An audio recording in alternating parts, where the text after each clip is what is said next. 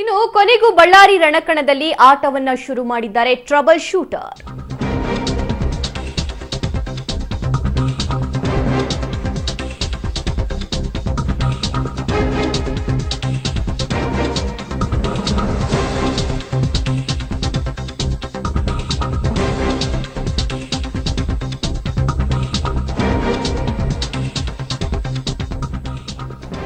ಕೊನೆಗೂ ಬಳ್ಳಾರಿ ರಣಕಣದಲ್ಲಿ ತನ್ನ ಆಟವನ್ನ trouble shooter ಶುರು ಮಾಡಿದ್ದಾರೆ. ಮೊದಲ ಎಂಟ್ರಿಯಲ್ಲೇ ಭಿನ್ನಮತ ಶಮನಕ್ಕೆ ಬಾಣವನ್ನ ಬಿಟ್ಟಿದ್ದಾರೆ ಡಿಕೆ ಶಿವಕುಮಾರ್.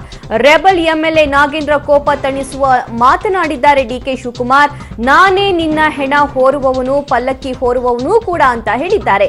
ಶಾಸಕ ನಾಗೇಂದ್ರ ಉದ್ದೇಶಿಸಿ ಸಚಿವ ಡಿಕೆಶಿ ಭಾವನಾತ್ಮಕವಾಗಿ ಮಾತನಾಡಿದ್ದಾರೆ. ಅಂದ್ರೆ ನಿನಗೆ ಕಷ್ಟ ಇರ್ಲಿ ಸುಖ ಇರ್ಲಿ ನಾನೇ ಬರಬೇಕು ಅಂತ ಹೇಳಿದ್ದಾರೆ.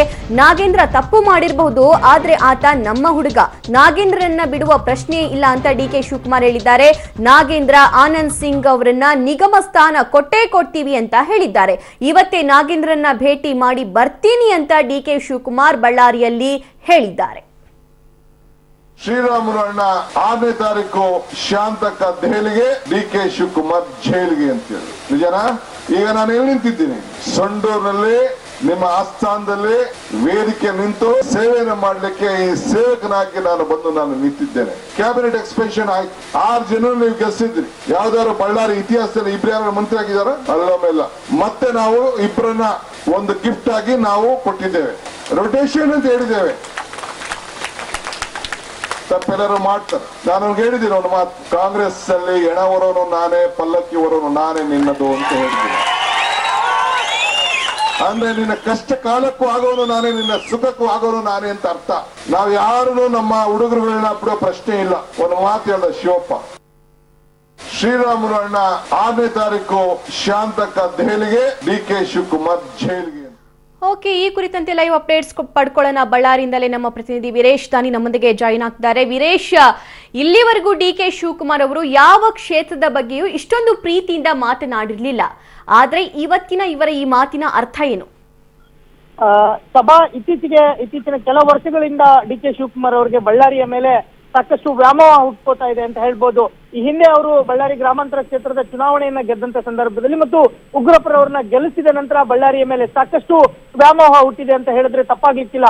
ಆ ನಿಟ್ಟಿನಲ್ಲೇ ಇವತ್ತು ಸಂಡೂರಿನ ಕಾಂಗ್ರೆಸ್ ಸಮಾವೇಶದಲ್ಲಿ ಮಾತನಾಡುವಂತ ವೇಳೆಯಲ್ಲಿ ಡಿಕೆ ಶಿವಕುಮಾರ್ ಅವರು ಹೇಳ್ತಾರೆ, ಬಳ್ಳಾರಿಯಲ್ಲಿ ಎಲ್ಲವೂ ಇದೆ, ಬೆಟ್ಟ ಇದೆ, ಕಲ್ಲಿದೆ, ಮಣ್ಣಿದೆ, ಅದಿರಿದೆ, ಚಿನ್ನ ಇದೆ, ಎಲ್ಲವೂ ಸಹ ಇದೆ. ಮೇಲಾಗಿ ವಿಜಯನಗರ ಸಾಮ್ರಾಜ್ಯ ಇದೆ. ಒಂದು ವೇಳೆ ಈ ಕ್ಷೇತ್ರ ಏನಾದ್ರೂ ಸಾಮಾನ್ಯ ಕ್ಷೇತ್ರ ಆಗಿದ್ರೆ ನಾನು ಇಲ್ಲಿಂದನೇ ಸ್ಪರ್ಧೆ ಮಾಡ್ತಾ ಇದ್ದೆ.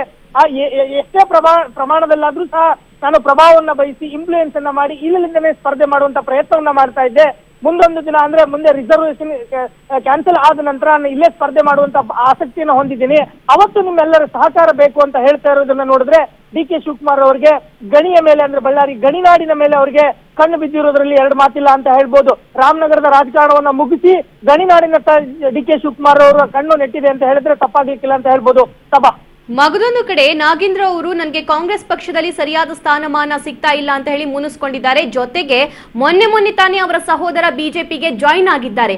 ಅಂದ್ರೆ ಅವರನ್ನ ತಣಿಸುವಂತಹ ತಂತ್ರನ ಅಂದ್ರೆ ಡಿಕೆಶಿ ಅವರ ಮಾತು ಖಂಡಿತವಾಗಿಯೂ ಸಭಾ ಕಳೆದ ಉಪಚುನಾವಣೆಯಲ್ಲಿ ಉಗ್ರಪ್ಪನವರ ಪರವಾಗಿ ಎಲ್ಲ ಕಾಂಗ್ರೆಸ್ ಶಾಸಕರು ಒಟ್ಟಾಗಿ ಕೆಲಸವನ್ನ ಮಾಡಿದ್ರು. ಆದ್ರೆ ಈ ಸಂದರ್ಭದಲ್ಲಿ ಪರಿಸ್ಥಿತಿ ಆ ನಿಟ್ಟಿನಲ್ಲಿಲ್ಲ. ಯಾಕಂತಂದ್ರೆ ನಾಗೇಂದ್ರ ಅವರು ಅತೃಪ್ತ ಶಾಸಕರ ಗುಂಪಿನಲ್ಲಿ ಕಾಣಿಸ್ಕೊಂಡಿದ್ದಾರೆ. ಅವರ ಸಹೋದರ ನೇರವಾಗಿ ಹೋಗಿ ಬಿಜೆಪಿಗೆ ಸೇರ್ಪಡೆಗೊಂಡು ಬಿಜೆಪಿಯ ಟಿಕೆಟ್ ಆಕಾಂಕ್ಷಿ ಸಹ ಆಗಿದ್ರು. ಹೀಗಾಗಿ ನಾಗೇಂದ್ರ ಅವರಿಗೆ ಪರೋಕ್ಷವಾಗಿ ಎಚ್ಚರಿಕೆಯನ್ನು ಕೊಡೋ ಮೂಲಕ ಒಂದು ಮಾತನ್ನ ಹೇಳ್ತಾ ಇದ್ದಾರೆ, ನಾಗೇಂದ್ರ ನಿನ್ನ ಹೆಣ ಹೊರೋದು ನಾನೇ, ನಿನ್ನ ಪಲ್ಲಕ್ಕಿ ಹೊರೋದು ನಾನೇ ಅಂತ ಹೇಳ್ತಾ ಇರೋದನ್ನ ನೋಡಿದ್ರೆ ನಾಗೇಂದ್ರ ಅವರ ಕಷ್ಟಕ್ಕೂ ನಾನೇ ಇರ್ತೀನಿ, ಅವರ ಕೇಡಗಾಲಕ್ಕೂ ನಾನೇ ಇರ್ತೀನಿ ಅಂತ ಹೇಳೋದನ್ನ ನೋಡಿದ್ರೆ ಡಿಕೆಶಿ ಅವರು ನೇರವಾಗಿ ನಾಗೇಂದ್ರ ಅವರಿಗೆ ಎಚ್ಚರಿಕೆಯನ್ನು ಕೊಡುವ ಮೂಲಕ ಕಾಂಗ್ರೆಸ್ ಪರವಾಗಿ ಕೆಲಸವನ್ನ ಮಾಡಿ ಅಂತ ಹೇಳಿ ಒಂದು ಸಂದೇಶವನ್ನ ಕೊಟ್ಟಿದ್ದಾರೆ.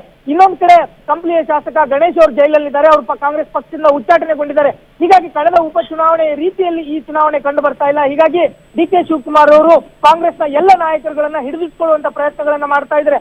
ತಮ್ಮ ಟ್ರಬಲ್ ಶೂಟರ್ಗಳಲ್ಲಿ ಯಾವ ರೀತಿಯ ಅಸ್ತ್ರಗಳಿವೆ ಆ ಎಲ್ಲ ಅಸ್ತ್ರಗಳನ್ನ ಬಳಸುವಂತ ಪ್ರಯತ್ನಗಳನ್ನ ಇದೀಗ ಮಾಡ್ತಾ ಇರೋದು ಕಂಡು ಬರ್ತಾ ಇದೆ. ಸಭಾ ಓಕೆ ವೀರೇಶ್, ಥ್ಯಾಂಕ್ ಯು ನಿಮ್ಮೆಲ್ಲ ಅಪ್ಡೇಟ್ಸ್ಗೆ.